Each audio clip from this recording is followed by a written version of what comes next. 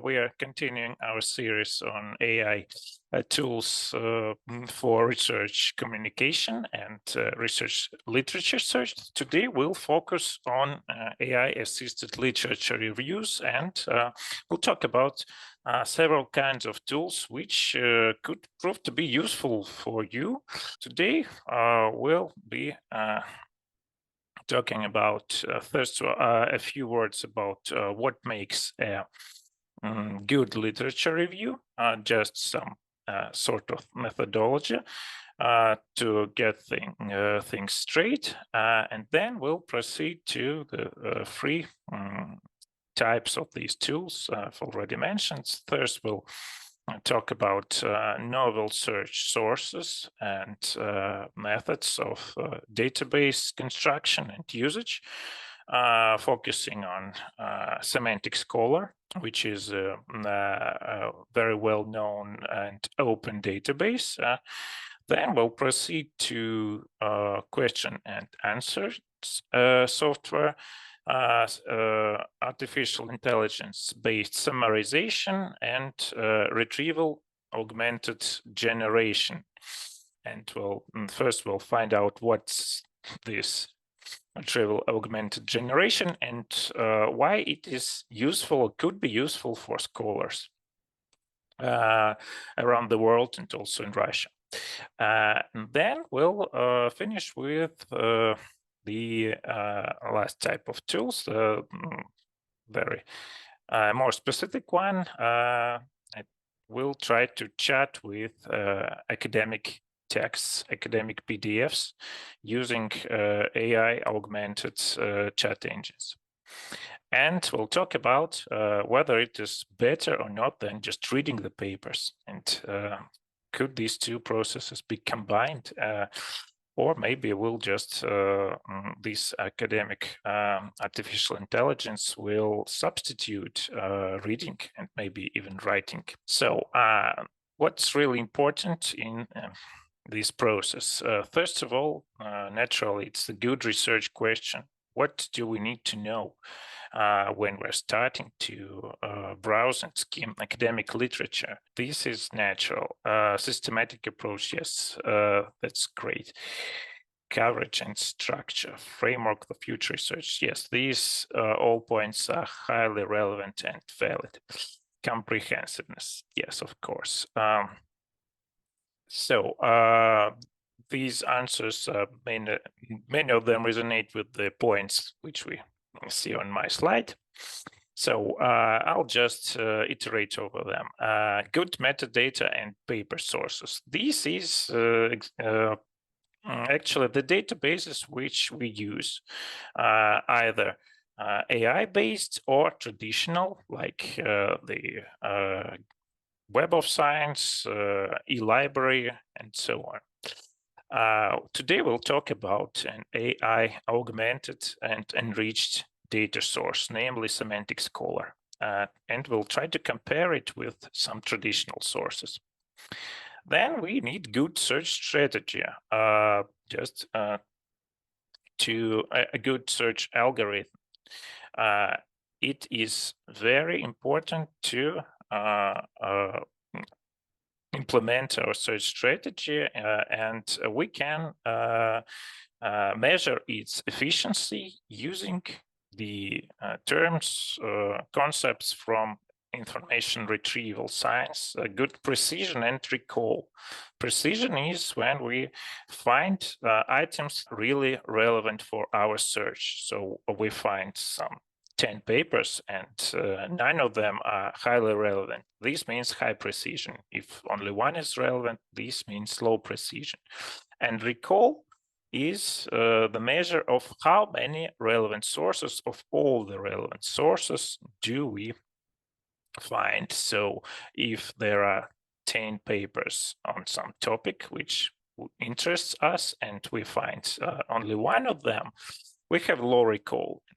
And if we find 9 relevant papers, we have high recall. So these two concepts are useful when we talk about the quality of literature search. Then we need filtering to filter out the papers which are either not relevant or have to be filtered for some other reasons. For example, these are the papers that you yourself have already written on the topic and you, of course, know them, or they could be some papers in some not very respected sources.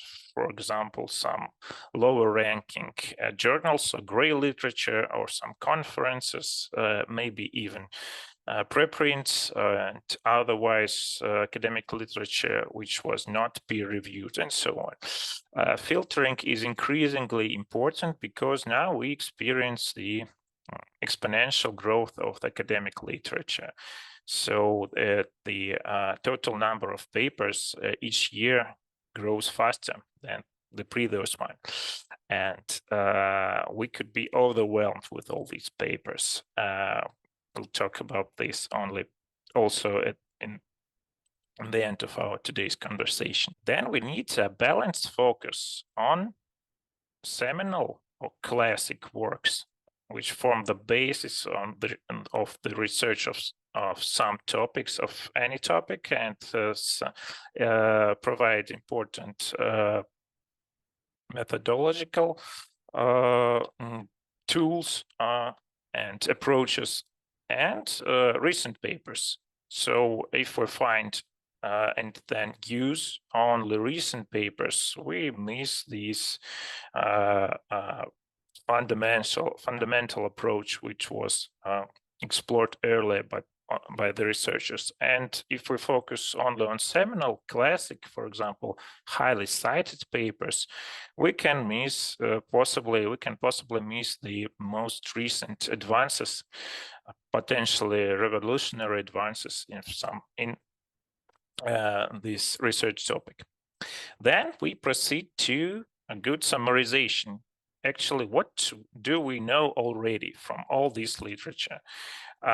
This summarization forms the basis of literature review sections in any original research papers, and also they are the main focus of academic reviews as a separate type of, and a very important type of peer-reviewed academic literature.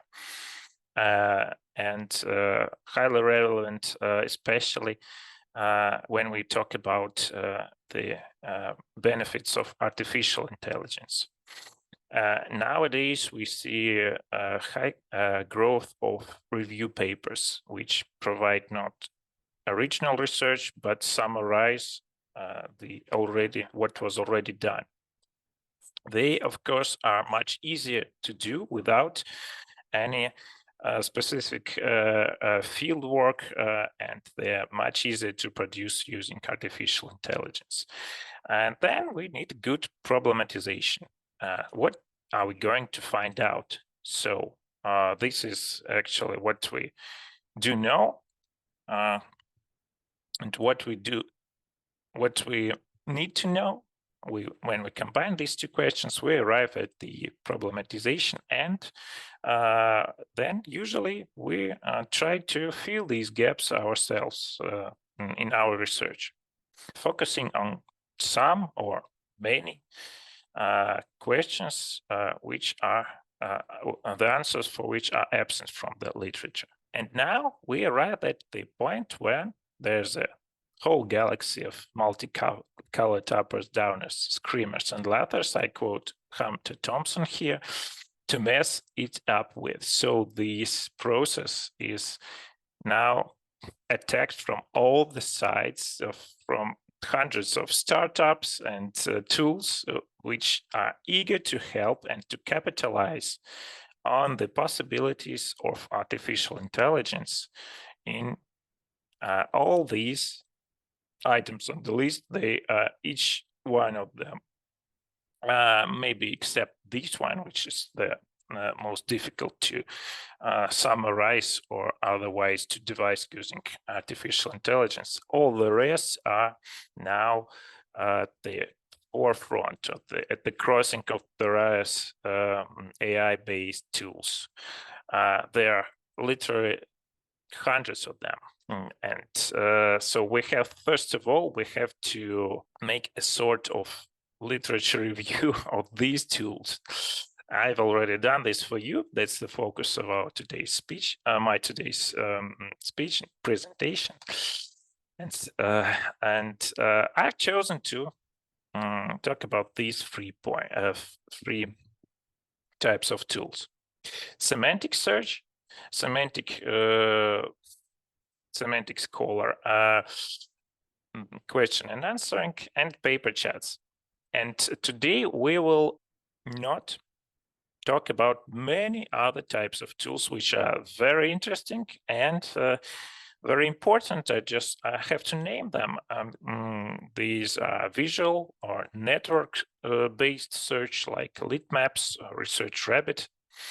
And these are, of course, the general chatbots like ChatGPT and some Russian counterparts like GigaChat and YandexChat, which also are somewhat capable of doing literature review of, but are highly prone to hallucinations.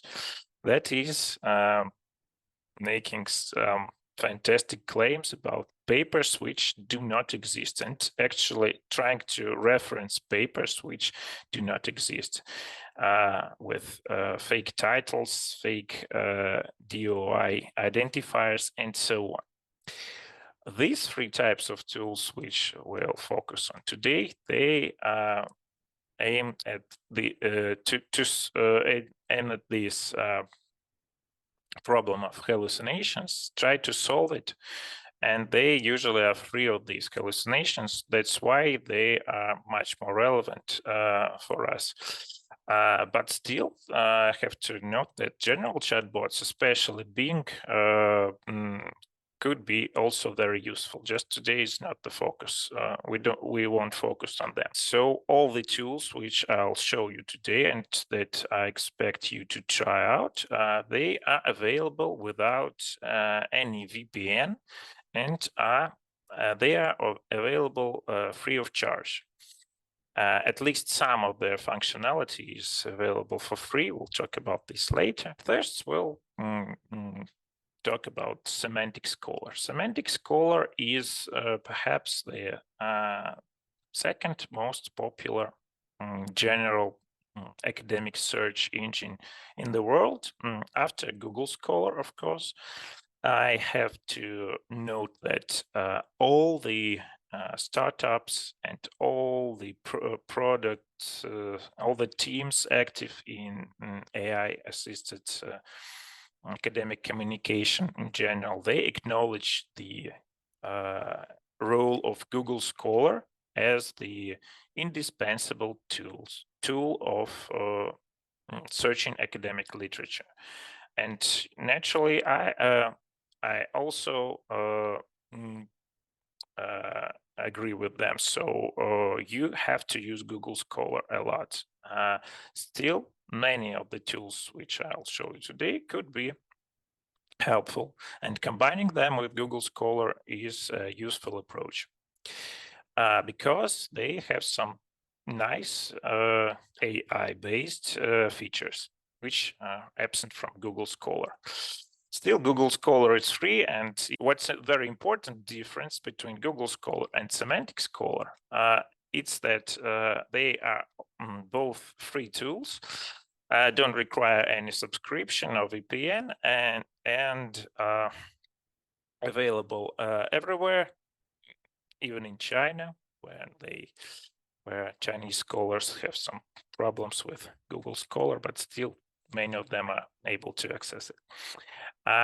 But Google Scholar is a closed system, closed in the sense that its database is not available. It does not have any API, so it could not be used as a basis for artificial intelligence tools that summarize, search, or otherwise work with academic literature. And Semantic Scholar, on the contrary, is a highly open system which is available for everyone, not only as a web interface for searching papers, but also as a complete data set. So everyone can download the whole metadata contained in Semantic Scholar, either as a snapshot or as an using API. So this is very important, but usually it's not very important for individual researchers just doing their literature search, but it's very important as a basis for many newer AI augmented research tools. And the tools we'll talk about today, all of them, except maybe PDF chatbots, they use Semantic Scholar a lot. Precisely because it is an open system. You can read about this system in a living review, which is posted on the archive. So this is the team of the Semantic Scholar, and they talk in detail about how it is constructed, what's under the hood, and how they use this AI augmented capabilities here. And this is very important, but not very interesting for the majority of our today's audience. So we'll proceed to the features aimed at researchers doing their search. First of all, Semantic Scholar is as an tool enriched by artificial intelligence, has some nice features like TLDR. I hope everyone knows what is this. If anyone does not know, please ask me in the chat. This is done using artificial intelligence. It is the nice example of AI-based summarization, condensing the contents of the research paper into 1 or 2 sentences. TLDR is too long, did not read. This is an internet slang, it is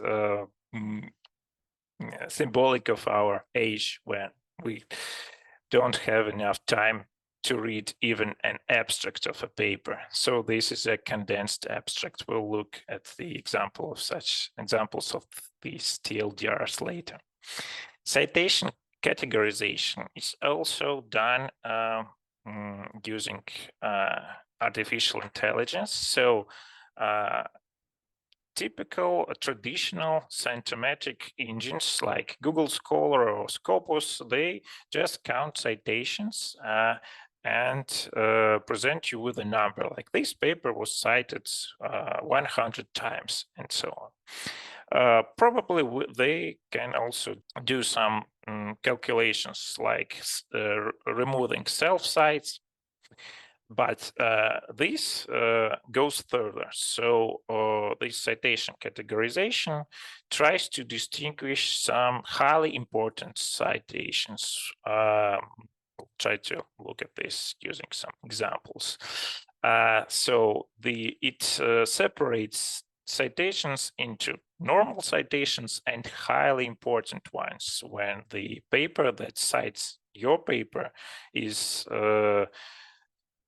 doing it in a way that shows that your paper is critically important for the paper that cites you.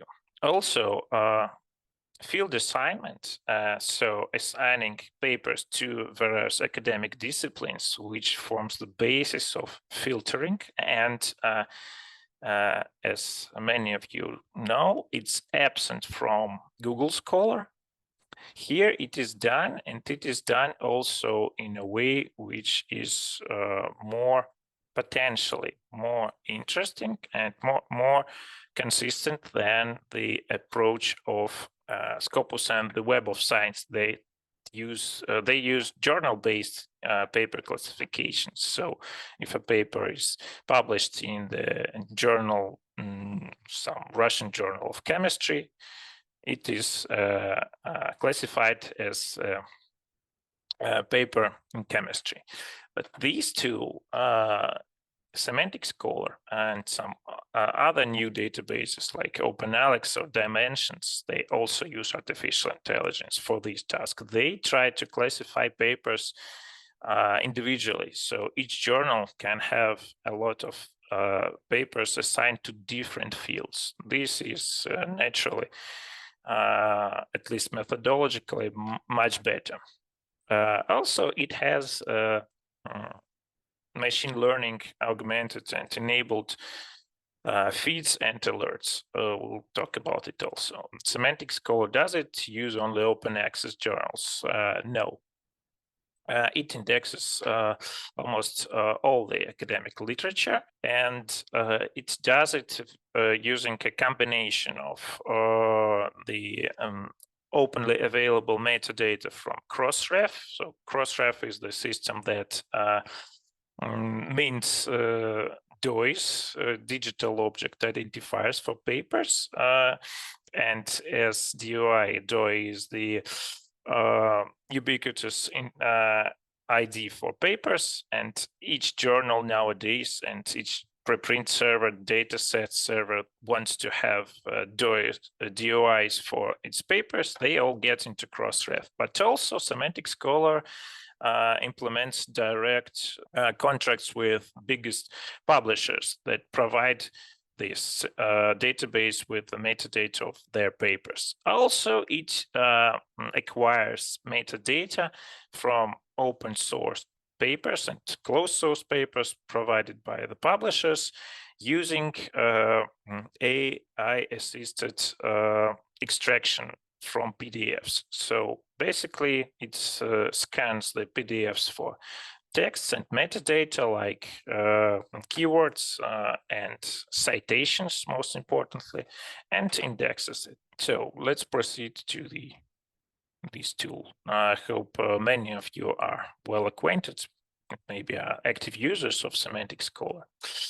First of all, this is the interface, semanticscholar.org. What we see here is a very basic search interface without any advanced search or filtering here. Happily, it's not what's the capabilities of filtering are there. We just have to start with something. But first, well, for example, these are some suggestions. And please note the total number of papers indexed. It's more than 200 million of research papers. That's more than twice the amount that's in Scopus and the Web of Science. It compares to Google Scholar. But no one knows exactly how many papers are there in Google Scholar. It's also classified information for that closed type system. This one is different. Well, so we can enter any search term. This one is suggested by this Semantic Scholar. These are the search results. You can use filters. They are self-explanatory, I hope. Fields of study. These are AI-assisted fields of study. And these are, yes, here it is. Some papers do have these TLDR, some papers don't have it because the Semantic Scholar does not have enough information about them. So this is the example of the summary artificially generated by this artificial intelligence. Also, well, here all the papers, yes, so these are citations, and we see 3 of them are highly influential. So this was what I was talking about. What's important, and what's important in practical sense, that we can use a personalized account which allows us many more AI-based capabilities. We can see the papers which we find relevant using this button.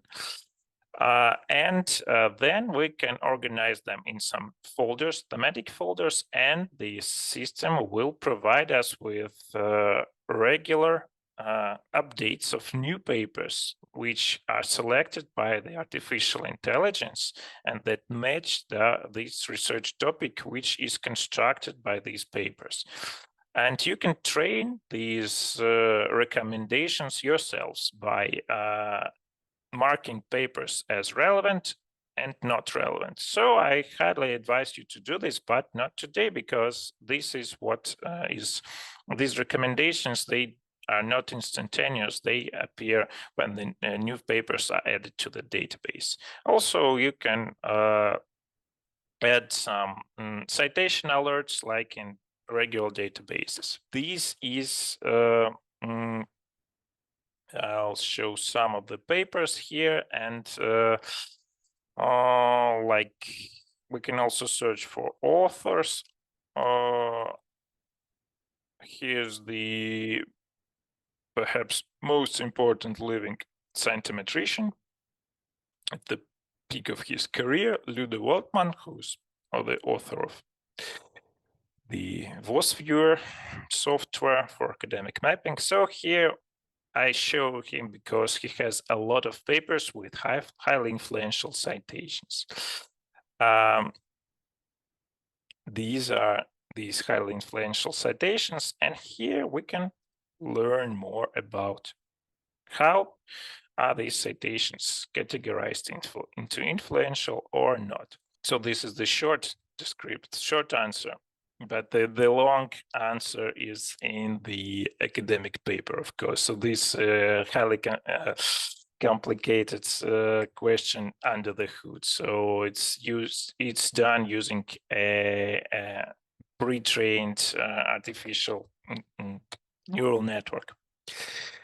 If there are not many papers, there are several reasons for this. For example, let's use my search question. I am a scientometrician, so my question is as follows: is it appropriate to use the H-index to evaluate individual researchers? And it does not like these questions and dashes, and we find nothing, because essentially Semantic Scholar is not a semantic search engine. If anyone here is from the field of computer science or natural language processing, they know what does this mean.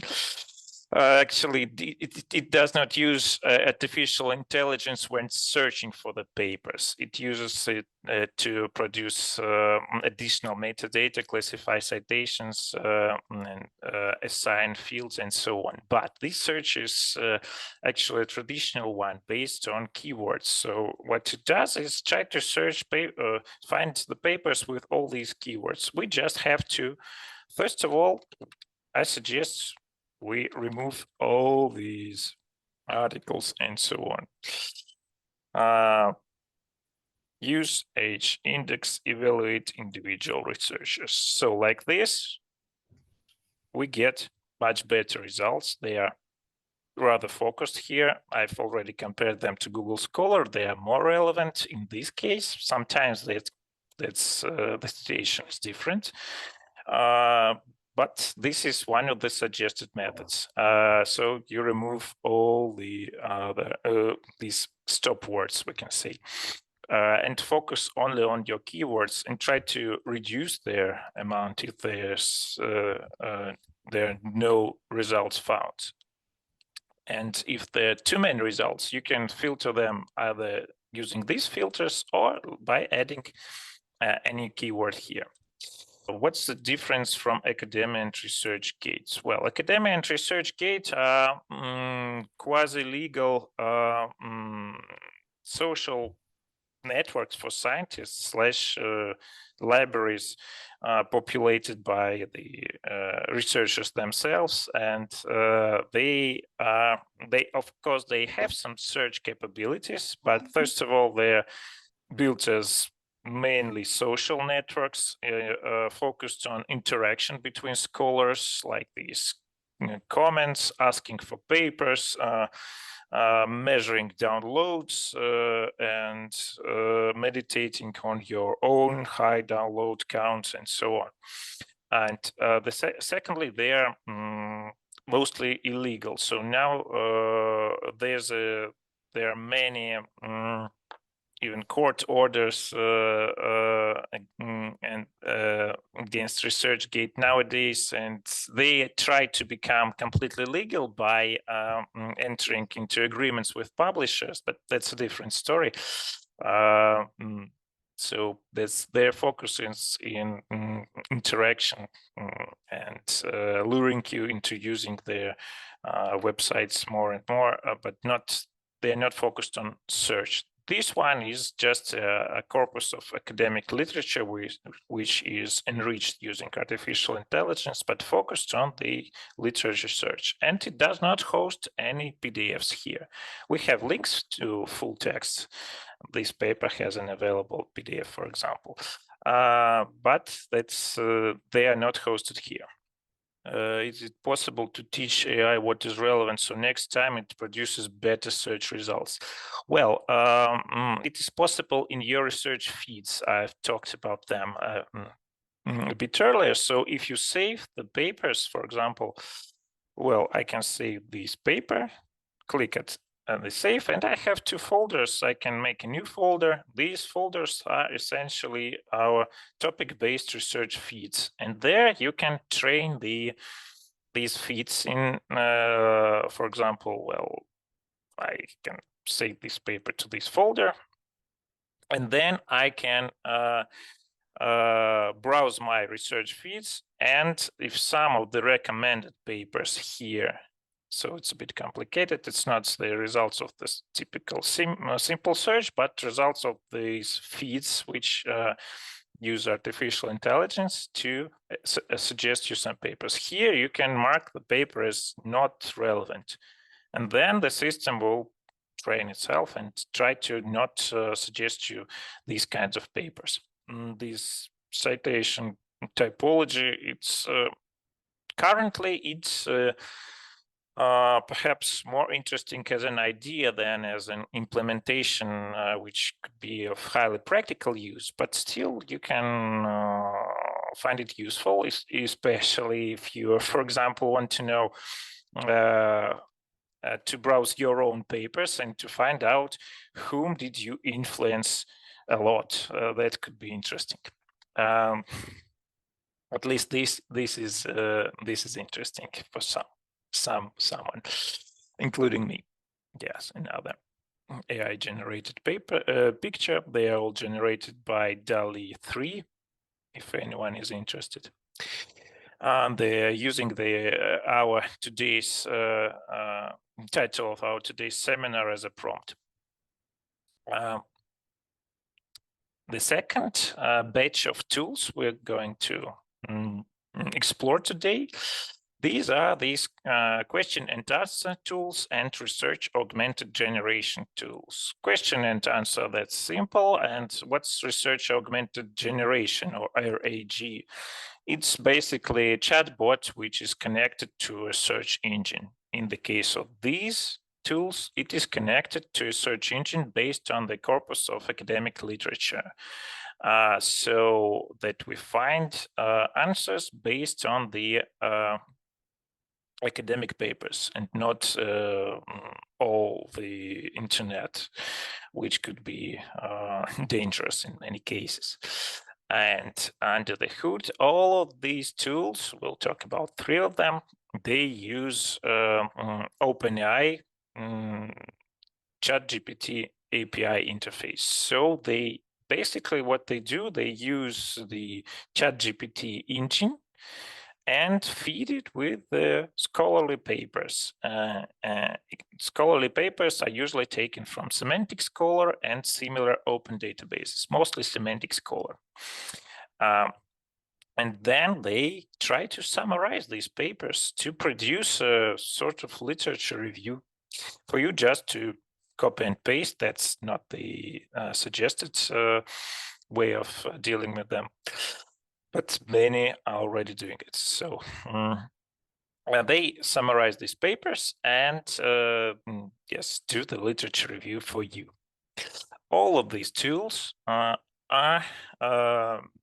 based on a freemium model, so they have some basic functionality available for everyone free of charge. But if you want to use them a lot or unlock some special features, you have to pay. Elicit used to be free. Elicit is the most famous of such tools. It's usually it's regularly mentioned in Nature editorials or other high-profile sources, and it really is popular as yes, Elicit asks to register. All these tools, they some of them don't ask to register just now, but you have to register there if you plan to use them. It's free of charge, so the registration does not mean that you'll have to pay. But you'll be able to save your searches and to return to them later. What does it do? It uses AI-based search and summarization using Semantic Scholar. It produces summaries, and also it produces some structured columns with extracted content. We'll look at it. Also, we can feed it some PDFs. There was a question about similar papers in Semantic Scholar. I guess I missed it. Yes, we can, if we have enough time, we'll get back to Semantic Scholar. There is such a possibility of exploring relevant papers. But now we've already proceeded to the second section. And yes, it used to be free, not anymore. So we can try to use it and use it. Actually, they have a generous offer of 5,000 credits. These credits could be used for searching and summarizing. But still, we'll also explore two other tools, which are also kind of free, but then ask you for payment. So to cut the long story short, you have to pay to use these modern AI tools a lot. So Elicit is a startup which is here for already like 2 years, I guess, and as I've already said, rather popular. Its core functionality is finding papers using natural language questions. So you don't have to remove these stop words like we did it in Semantic Scholar. You can ask it any research question. I will show it on the using my question about H-index. So is it appropriate to use the H-index to evaluate researchers? And you can ask it your questions just a bit later. So it searches for papers in its internal corpus, which is based on Semantic Scholar and OpenAlex. It summarizes the abstracts of these papers using a fine-tuned ChatGPT model. So this is the summary of the top 4 papers on this topic. And what we see here is the citations to these papers. We can do the same search using ChatGPT, but it will usually hallucinate, providing us with non-existent papers. This one, I repeat, it does not hallucinate. But some papers could be not very relevant. Some papers are not seminal. Some are secondary to the main stream of research on the limitations of the H-index. It's a very popular topic. I think there are thousands of papers. written about the drawbacks of the H index, which is still very, very highly popular. But what we get here is the summary. And this summary is, from my point of view, as a scientometrician, it's okay. Some papers here are really good, like Lutz Bormann's papers. Lutz Bormann is one of the leading, more famous science of science scholars out there. I can recommend his papers, and well, his paper is highly relevant. The others, well, they are, some of them are from the sources which are not very, this one, H index and ugly truth from Shiraz Medical Journal. I don't know what is this journal about, but still it's found here. These are we have paper and we have abstract summary, which also is done using artificial intelligence. And we can not only read this summary, but add some columns for the artificial intelligence to extract more structured semantics from these papers. As we can see, it is highly geared towards biomedical research, like intervention, outcome measured, participant age, dose, population sex, health conditions, and so on. We don't have any doses of H index. Well, we have them, but not exactly in this sense. We'll just add some columns like region, limitations, and funding sources. Each added column, which mostly are empty, it uses your credits. So this extraction is also, it uses up these credits which you have to buy. Still, some of them are produced, provided to you free of charge at the start. For example, we see that for some papers, we have some limitations extracted, some regions extracted, and so on. But mostly it's empty. So the most important part of these two currently is this summarization, like asking a question and then receiving a sort of condensed literature review, which you can yes, copy and paste to your paper, but better still to use it as a template for expanding and writing a real literature review. Also, the other two tools are consensus and perplexity. Consensus is the similar tool, and it is geared to providing you with the answers, direct answers to some questions. I'll try the same question about the H index, and what we see here is not only the summary, which is rather short. These studies suggest that the H index could be a useful tool and so on, but also some meter which they call a consensus meter. Like some papers suggest that the H index could be a useful tool, but some papers do not suggest. So it's like they try to present you with general consensus on any research question.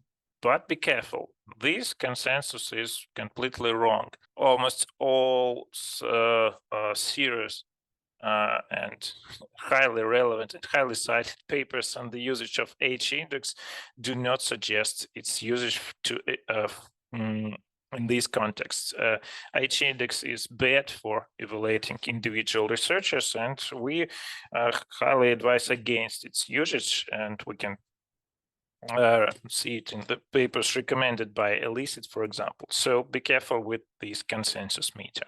The last tool is called Perplexity. Perplexity is more general, so you can search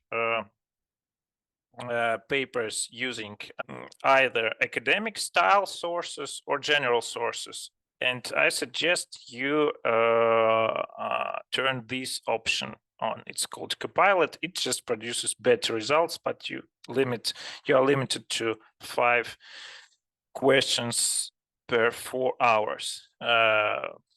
That's rather generous because the other 2 tools, they have much stricter limitations. So if we use the same question, this is the summary of the sources found, and this is the general web search. We can use academic tool. You can switch this Perplexity to academic mode, and then it will search for answers in academic papers. Using Searching Scholar, this means also Semantic Scholar, and it produces you summary of these papers with the sources cited. These are these sources. You can browse them using these links provided.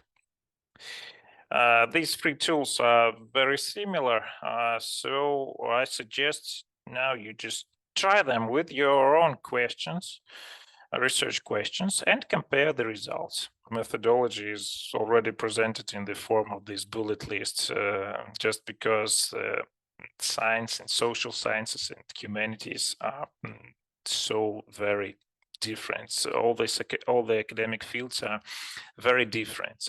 There are many different types of databases, even search strategies, and so on.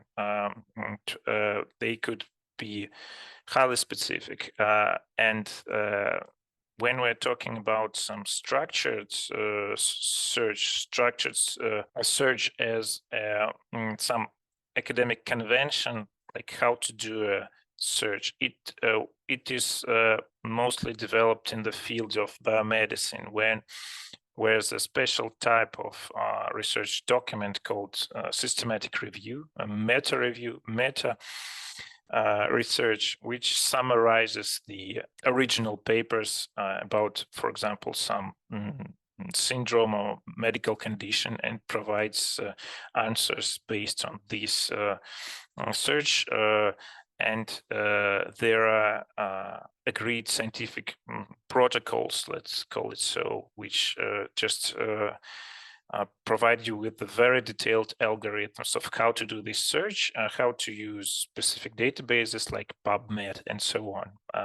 If you are working anywhere near this field, I suggest you to browse these recommendations. And if you are talking about, for example, well, philosophy or scientometrics or culture studies, then you just mostly well, there are a lot of different search strategies. For example, browsing citations, focusing on top scholars, focusing on most relevant journals, visualizing search using the tools I've mentioned earlier.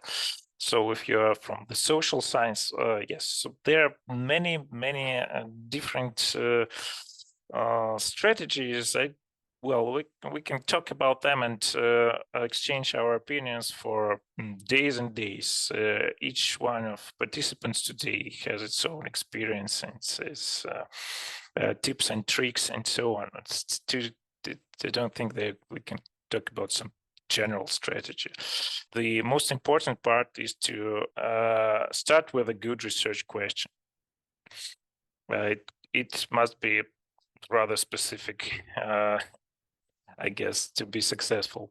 Does these tools index sources other than journal-based literature? They do, but the vast majority of books are absent. I'm talking about monographs. When we talk about edited volumes, the situation is slightly better, but in general, it's the same like in Scopus. If you're familiar with, if you remember, Scopus search and its focus on journal papers and its lack of on books, it's mostly the same. Still, they have much more papers available than in Scopus and the Web of Science. Basically, it's all that's indexed in Semantic Scholar. So if you want your book to be indexed by Semantic Scholar and become findable by all these tools, the best way is to ensure that this book has a DOI ID and is indexed in Crossref, and then it will, from Crossref, it will become available to Semantic Scholar, OpenAlex, and all these open databases which form the sources of all these new AI-based tools, startups, and so on. And if it's not possible, you can upload the preprint version of your paper or book chapter to a reputable preprint server like OSF.io or Archive for hard sciences, or social archive, psychology archive, and so on. I hope that you found these 3 tools at least a bit interesting, and maybe you'll continue to use them. Perplexity is the most generous in terms of these free credits. And I reiterate that Elicit is the most probably the most popular among foreign academics, at least if we judge by some major outlets like Nature and Science. Another AI-generated picture, the style of Bernini. Bernini actually works very well with all these image generation tools. I don't know why. Still, let's proceed to the last section. Chatting with PDF. It's the I think the most simple but nevertheless interesting task, and we can try it using a multitude of different tools, as usual. In artificial intelligence, I think there are tens of such tools, because they are useful not only in academia but in many other areas of communication. Some of these tools, they are geared towards academia, some are general. We'll talk about these tools which are more suited for academic papers, and but still there are also tools that use not only can ingest not only PDFs but also doc files and any kinds of documents or even presentations and so on. There are also similar tools for videos, YouTube videos, for example. We can use it for the recording of our today's seminar and so on. But today we'll focus on these chatting with PDFs. I suggest we try the first one, Chat PDF. This is a tool by some Egyptian scholars, which is interesting. It shows that new approaches towards the usage of artificial intelligence are sprouting basically everywhere, this time in Egypt, the cradle of civilization, one of the cradles. So the other, which is the second and perhaps even more popular, is called Humata. And it's a high-profile startup with financing from Google Ventures, so it's the highbrow Silicon Valley stuff, and it's I think much more expensive. But Chat PDF is free. We'll start with it. And our task is very simple. So we can upload an academic PDF that you are familiar with, perhaps your own paper, or any paper that you found using Semantic Scholar or the question and answering tools, and try to interact with it. I'll show you how this could be done using a sample paper, some sample papers. So this is the interface of this chat PDF. We can log in here with the Google account. So I'll try it with my own paper about predatory publishing in Scopus. You see, we've loaded a paper here. Here's the history of my today's chats with papers. This is a PDF, and this is the window where we can interact with it. We see a short summary, which is provided by ChatGPT model. So again, this tool uses general ChatGPT to produce the results, and it uses ChatGPT API interface, but fine-tunes it to, and what's made possible here, it's the talking and questioning the whole PDF, because you know that ChatGPT is limited. Its input box is limited for, we cannot feed it with the whole scientific paper. And these tools and the similar tools, they address this issue and make it possible. So here's a short summary. This is the summary. Yes, in this study, we present the results of such analysis. And here there are some example questions, but we can ask any other question. For example, what are the limitations of this study? And this PDF file does not explicitly mention the limitations. What does it mean? In this paper, there are, of course, some limitations noted, but they're scattered across the text. They are not structured in a special section called limitations. Maybe because of this tool did not detect them. But we can ask any other questions. For example, what are the countries mentioned in this paper? This could work. Yes, so it mentions some, extracts the countries which are mentioned in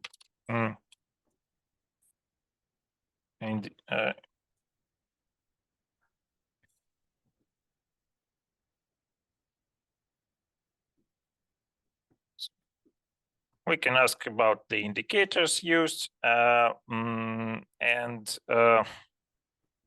what's important that if we ask some questions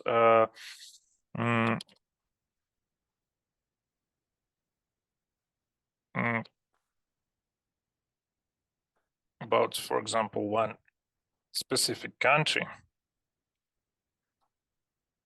it also understands it and provides us with some sort of answer. Also, we can use this tool to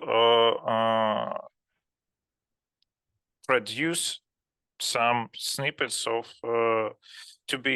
which could be useful in the context of peer review. So today we're talking about literature review, but it would be unwise not to mention the capabilities of these tools in peer reviewing when we're focusing on one single paper. And I'll try it with the paper by other authors, just to not be embarrassed about my own paper and it being reviewed by an artificial intelligence in front of many other scholars. This is another paper about some government funding international collaboration in scientific research, and we can just start with the typical prompts.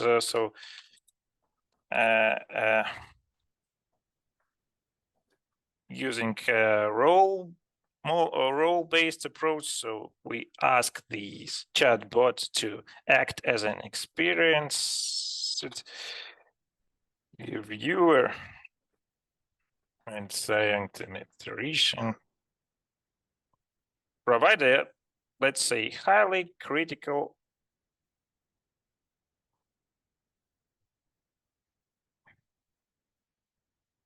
of this paper. It does not answer our question, and we can use it to, we can try to counteract these reluctance using some more prompts. And for example, we can ask, what are the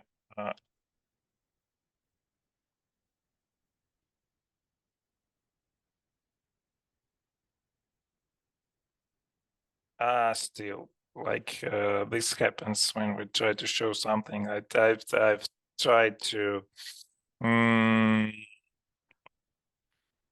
so I think that we can use it as an as a task, just to try to squeeze some sort of peer review out of this PDF or any other questions that you have to your own papers or the papers of other authors, and focus on the limitations and weaknesses. So I suggest just for you to try it out. If I did not succeed, but maybe you will. Yes, it's pretty professional and answers the questions it really knows, but well, not quite. You can let me. Yes, here it is. It's my history of interaction with these tools. This is the question I've asked for the same paper a couple of hours earlier. Act as a seasoned academic reviewer and produce a highly critical review of this paper, focusing on data sources. This type, it got ingested, and we have a sort of critical review. Like, you can try it with any other paper. This paper does not provide a clear and comprehensive description, and so on. So this is a rather long peer review. Well, what, not very long, but still it could pass as a real peer review for some lower tier journals, maybe. Then I suggested to write a highly positive review, focusing on the chosen topic. And so we get one of the strengths, another strengths, and overall the paper makes an important contribution, and so on. So trying this method of try and error, which we all know when we interact with the general chatbots, when they don't want to ask any questions, we can counteract it with asking the same questions differently. We can also ask some specific questions useful in the context of peer reviewing. For example, how do you evaluate the completeness of the literature review of this particular paper? First, we notice that the chat bot does not understand that we're speaking about this paper. So it provides us with just a methodology of how to review or evaluate quality of the literature used by this paper, like coverage, quality, and so on. And if you ask, speaking of this particular paper, yes, it is kind of reluctant. So as a language model, I cannot evaluate the completeness. However, the paper does provide a review section. So this paragraph is, well, it could be useful. and positive. Well, speaking of the limits, I've managed to load several files today, more than 2. But, well, they all have some limits. What's the best tool for preparing a review? Well, this particular tool is based on the rather old, in terms of AI, rather old basic general language model, like free version of ChatGPT. Most of these tools, they allow you to upgrade to Plus, and then they will connect to the most modern version of ChatGPT, GPT-4, which improves the quality of the output generated. So this is one of the options to increase the quality of the output. As for the tools geared for peer review specifically, there are no such tools because it's a highly controversial topic. Academic community likes to think of peer review as a sacred foundation of all scholarly communication, which should be done by real living scholars. That's why if you make a tool that will say, I am the AI reviewer much better than the other scholars, of course it will be popular. There, as we can see, there are tools that already do some sort of peer reviewing, but it will be too controversial to be funded, to be promoted by respected academic news sites and so on. I think it will generate too much controversy. And still, this is very important. As a conclusion, that we arrive to the future that possibly does not need humans as reviewers. And these tools have potential to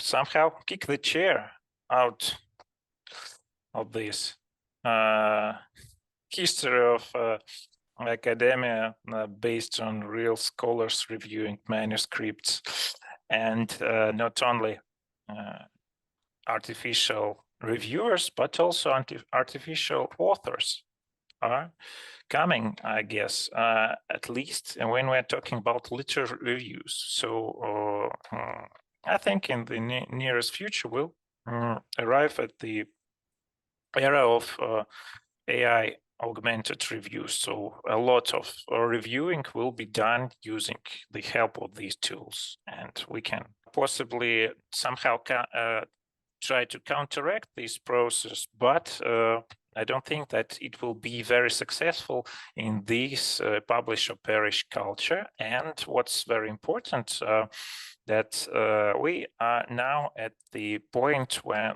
there are very rapid geographical shifts in academic communication.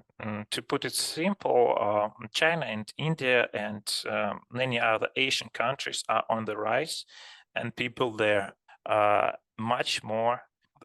Firstly, they are much younger in general, researchers in these countries, and they have much less knowledge of academic English. So this justifies for them the usage of these tools. And I think that this rise of papers from, I don't know, I don't like the term Global South, but we can use it here. This will also greatly increase the this interest in artificial intelligence. So just some conclusions and suggestions of some further for if any one of you wants to explore this topic further and think about what will happen in the nearest future there, I just focus here on some topics. The first one is paper co-pilots. This is the newer generation of tools. I just list some examples here that are assisting you in the process of writing. So they do not generate the whole text for you, but you start writing and they try to suggest the next sentence. And not only the next sentence, but also the papers, the citations, which could be used for this. We'll not talk about this because all of these tools are we have to pay for them. They have very limited free functionality, but you can try this one, Jenny AI Writer, if you want to just have a taste of what it's like. And we have a lot of unintended consequences, but I think I've already talked about this. So it's really important. Still, what they don't have, but what's rapidly coming, it's the capability of understanding not only texts, but also images. And in the context of academic literature, when we talk about images, we're talking about graphs, diagrams, tables, and so on. And this is very important because for the many areas and fields of science, the main results are often in the form of these images. And just now, in the course of the in the previous weeks, this functionality was added to ChatGPT, which is the underlying basis of all of these tools. It's called ChatGPT 4V. Also, you can try it in Bing already. It will ask for a VPN, but you can try it, and it's in its infancy now. There are some librarians who have already tried it, but I think this will greatly increase the capabilities of all the tools which we already reviewed today, and perhaps also increase the scope of these unintended consequences. Well, that's it, and I'll finish with some useful links that direct you to the useful resources of the Academic Writing Center, the free videos about artificial intelligence, and collection of useful tools. Also other useful resources from the rest of the world. With this, I thank you. Use these tools and produce more interesting academic papers for us to read.